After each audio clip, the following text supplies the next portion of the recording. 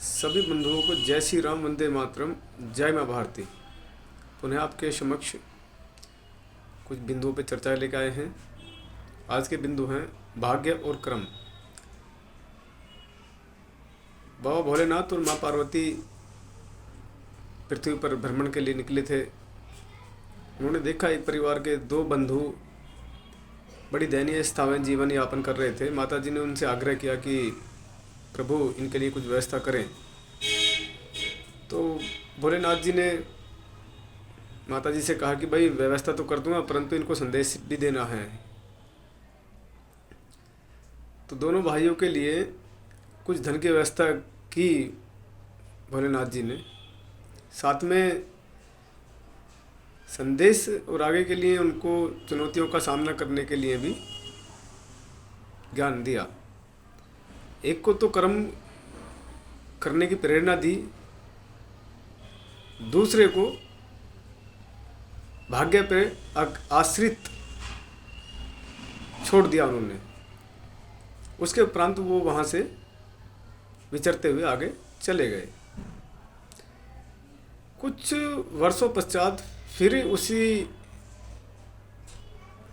किसान के बेटे जो थे उनके पास से भ्रमण हुआ।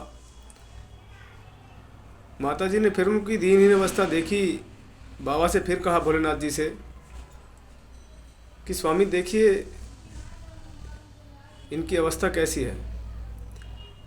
बाबा भोलेनाथ जी ने कहा कि भाई देखिए, दोनों को मैंने समान रूप से सुविधाएं राशि प्रदान की थी, परंतु एक तो भाग्य के भरोसे बैठ गया और उस जो दी गई राशि थी उसको अपने परिवार के कल्याण के लिए, भविष्य की आवश्यकताओं के लिए, आगे बढ़ने के लिए प्रयोग में नहीं लाया और उसी राशि को खाते खाते और उपयोग करते हुए उसने वह राशि समाप्त कर दी और वह पुनः उसी स्थिति में आ गया जिस स्थिति में वो पहले था।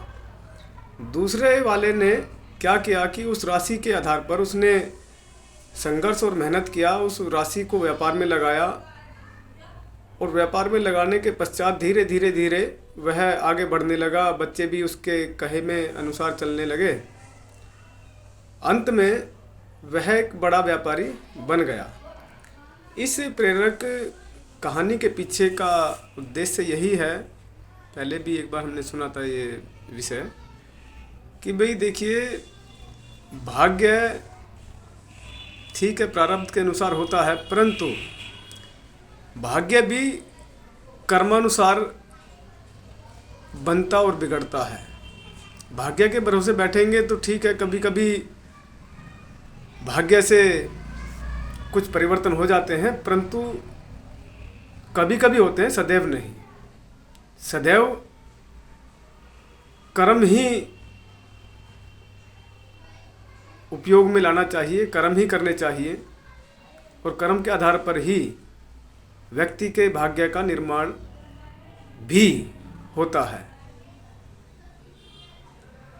पुनः आप सभी को वंदे मातरम, जय माँ भारती।